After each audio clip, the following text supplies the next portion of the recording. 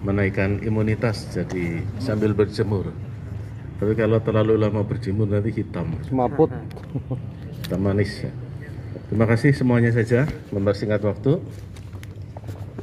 kami mengundang bapak-bapak dan ibu-ibu dalam rangka pertama adalah mensukseskan apa yang telah ditetapkan oleh pemerintah pusat bahwa Banyumas Raya termasuk di sini, Banyumas dan Purwokerto sini itu harus menjalankan PSBB atau PPKM ya. Oleh sebab itu, untuk berhasil itu perlu bersama-sama masyarakat semua saja, semua lini, baik dari pondok pesantren, dari perguruan tinggi, dari sekolah ya. Yang hadir ada tiga sektor ya tadi itu. Nah itu langkah-langkah apa mereka. Tapi yang pasti bahwa itu harus betul-betul dijalankan dengan baik kalau ingin sukses, karena walaupun sekarang itu Banyumas zonanya apa Pak Sedianto? Pak Arif? Masih zona merah. Nah, kemarin sudah orange, sekarang setiap minggu kan diisolasi, Pak. Merah ya. Kita masuk zona merah. Itu saya rasa juga ada alasannya, karena setiap hari yang meninggal itu 5. Rata-rata 5. Kadang-kadang 8, kadang-kadang 3, kadang-kadang 4, 6, 7, tapi rata-rata 5. Dan yang meninggal rata-rata adalah sudah berumur di atas 50 tahun atau komorbid ya. Komorbid artinya dia menyandang penyakit berat lainnya. Paling banyak adalah DM dan hipertensi, diabetes mellitus dan hipertensi. Itu paling banyak. Kategori 2 ini ada di tubuh seseorang, maka itu komorbid.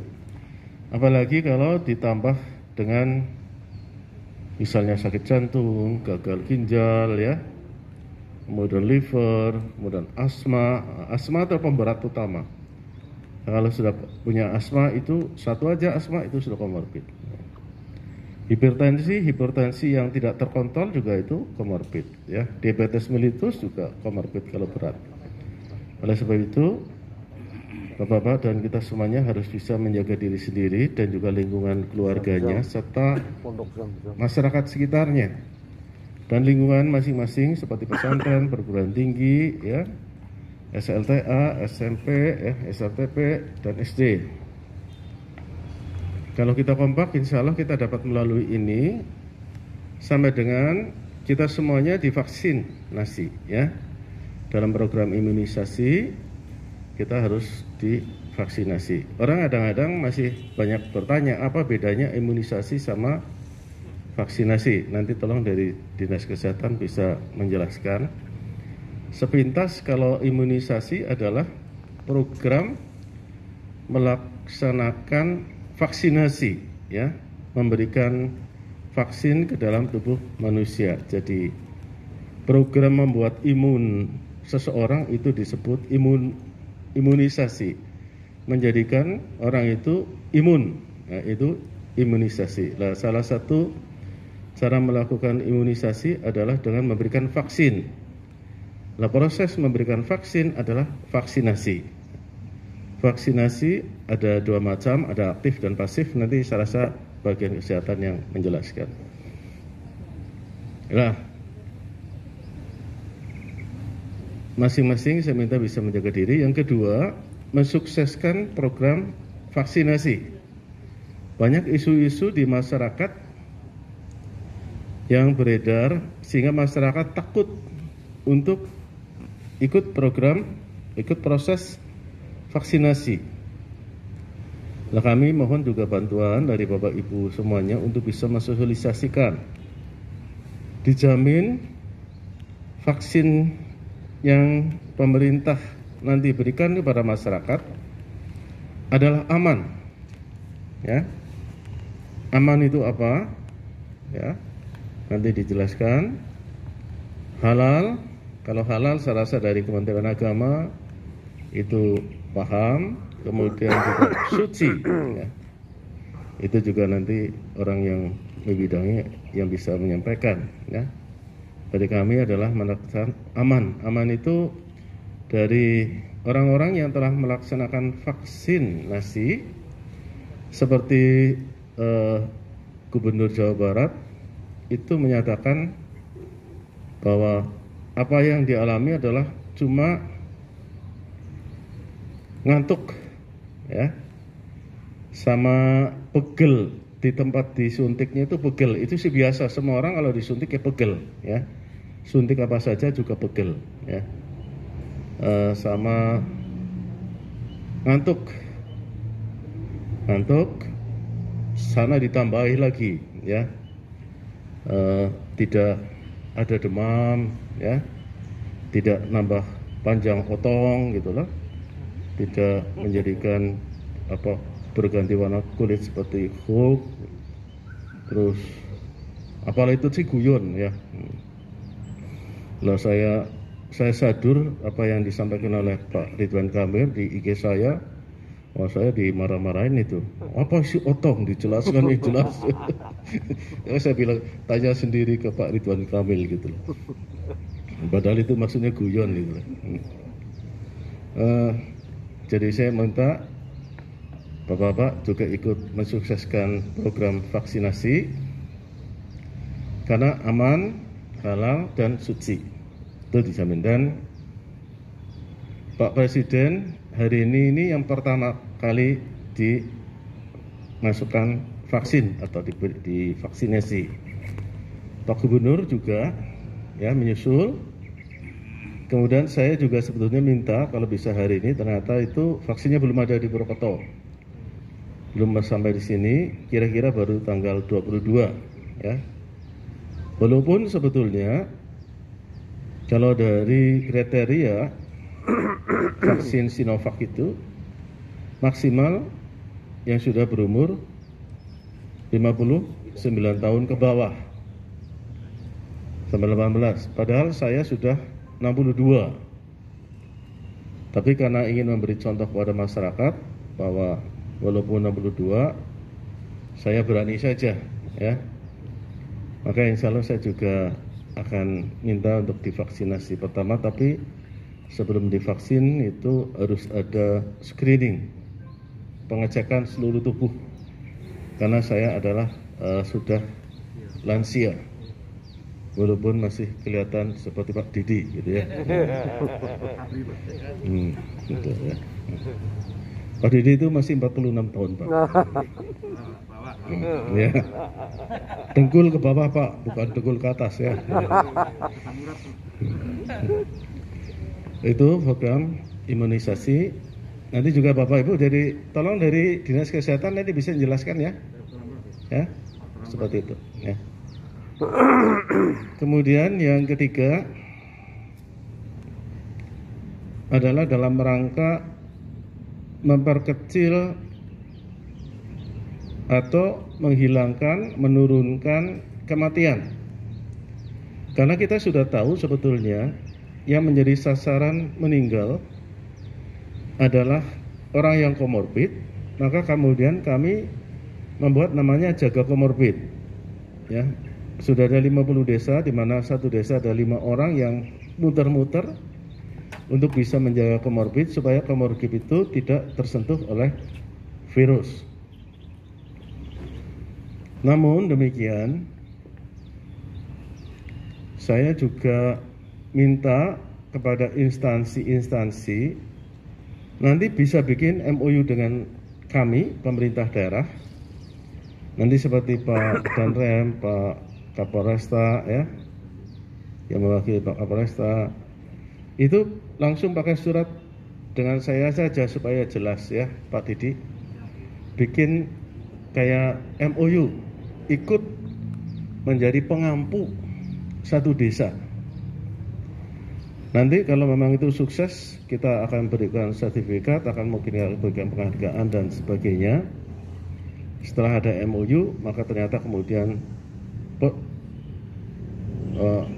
kasus aktifnya turun atau tidak ada, ya. Kasus kematiannya tidak ada, gitu loh. Nah, ini berarti pengampunya bekerja dengan baik. Dinas-dinas juga menjadi pengampu dari desa satu, ya. Kami mohon misalnya SMA, dari SMA Pak Tohar misalnya memberikan satu SMA mana, satu desa, mengampu satu desa di mana, oke? Kita nanti MOU. Maka SMA 2 misalnya, ya, atau SMA 1 itu gurunya, murid-muridnya bikin tim khusus dan harus diberi ilmu, ya, bagaimana apa itu COVID, bagaimana menghindarinya, ya, bagaimana mematikan COVID itu, ya, kemudian juga supaya orang-orang komorbid itu juga kalau ada gejala jangan diam saja, karena kematian itu rata-rata adalah karena datang terlambat.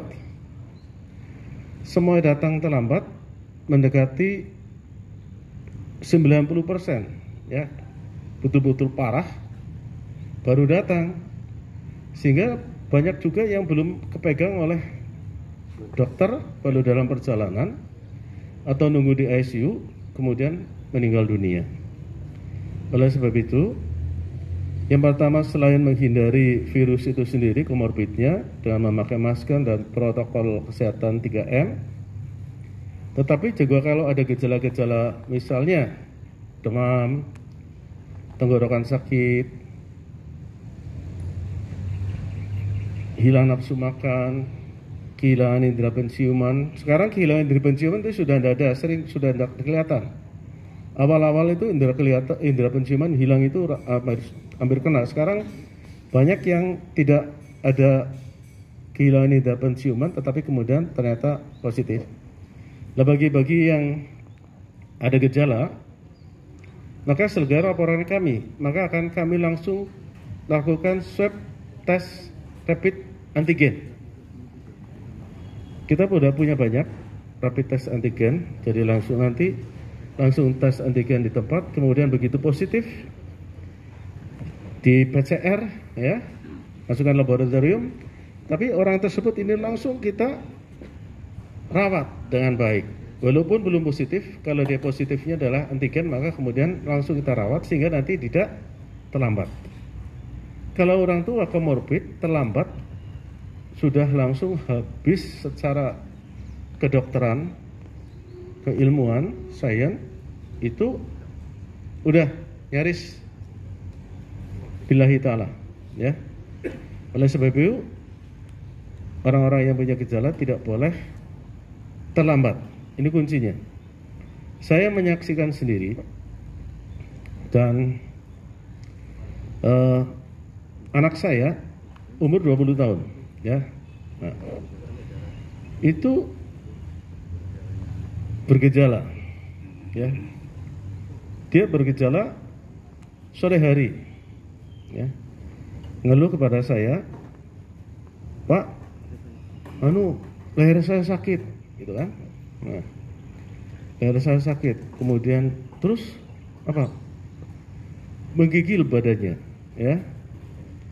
Kemudian pusing, kemudian mau makan nggak enak makan.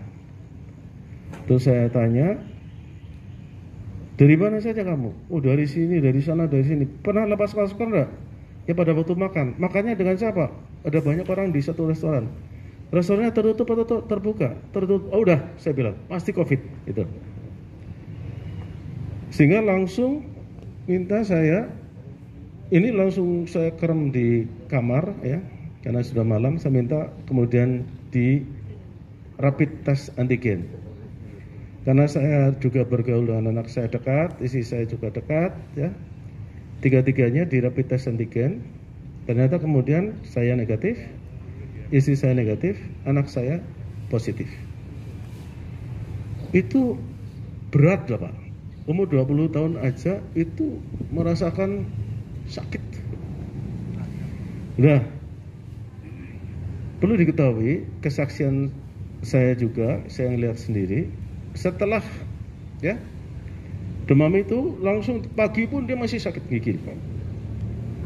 Tapi begitu diobati ya 8 macam obat, saya ingat betul 8 macam obat itu baru kira-kira 3 jam ya 4 jam lah ya itu gimana rasanya? Oh udah ringan Pak, udah ada menggigil, udah ada panas ya. Nah yang tinggal lalu tenggorokannya ya, karena mungkin infeksi ya. Terus 8 obat itu kan ada yang 3 kali sekali ya, ada 3 kali 1 hari, ada 2 kali 1 hari, ada 1 kali 1 hari gitu loh. Saya itu yang bagian-bagian obatnya itu yang saya kasih amplop ini hari pertama, kedua, ketiga, 1 pagi, siang, sore terus saya bagikan. Saya antar makanan juga. Itu besok harinya itu sudah ringan ya, hampir dikatakan tidak ada gejala.